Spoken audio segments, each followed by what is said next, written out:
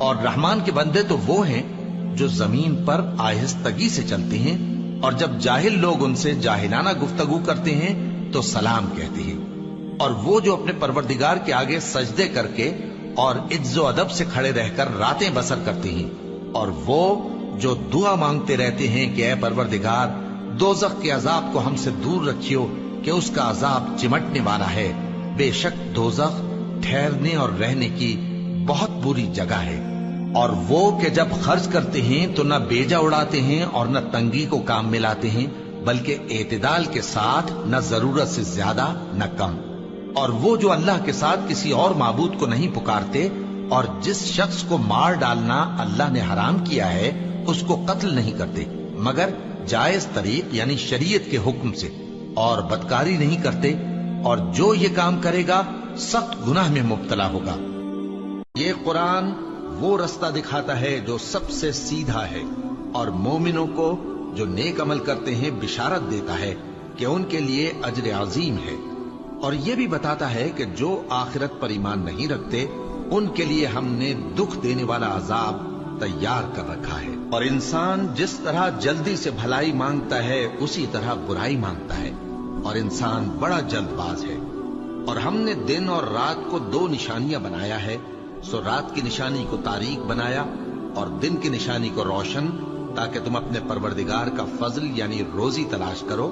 اور برسوں کا شمار اور حساب جانو۔ اور ہم نے ہر چیز کی بخوبی تفصیل کر دی ہے، اور ہم نے ہر انسان کی اعمال نامے کو بصورت کتاب اس کے گلے میں لٹکا دیا ہے، اور قیامت کے روز وہ کتاب اسے نکال دکھائیں گے جسے وہ کھلا ہوا دیکھے گا۔ کہا جائے گا کہ اپنی کتاب پڑھ لے، تو آج اپنا آپ ہی حساب کرنے والا کافی ہے۔ کیا اللہ اپنے بندے کو کافی نہیں؟ اور اے نبی، یہ تم کو ان لوگوں سے جو اللہ کے سوا ہیں یعنی غیر اللہ سے ڈراتے ہیں، اور جس کو اللہ گمراہ رہنے دے اسے کوئی ہدایت دینے والا نہیں، اور جس کو اللہ ہدایت دے اس کو کوئی گمراہ کرنے والا نہیں۔ کیا اللہ عزت والا بدلہ لینے والا نہیں ہے؟ اور اگر تم ان سے پوچھو کہ آسمانوں اور زمین کو کس نے پیدا کیا تو کہہ دیں گے کہ اللہ نے۔ کہو کہ بھلا دیکھو تو جن کو تم اللہ کے سوا پکارتے ہو، اگر اللہ مجھ کو کوئی تکلیف پہنچانی چاہے تو کیا وہ اس تکلیف کو دور کر سکتی ہیں؟ یا اگر وہ مجھ پر مہربانی کرنا چاہے تو کیا وہ اس کی مہربانی کو روک سکتے ہیں؟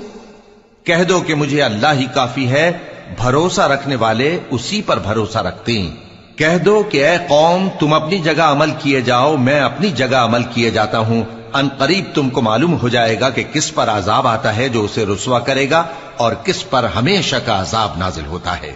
ہم نے تم پر یہ کتاب لوگوں کی ہدایت کے لیے سچائی کے ساتھ نازل کی ہے، تو جو شخص ہدایت پاتا ہے تو اپنے بھلے کے لیے، اور جو گمراہ ہوتا ہے تو گمراہی سے اپنا ہی نقصان کرتا ہے۔ اور اے پیغمبر تم ان کے ذمہ دار نہیں ہو،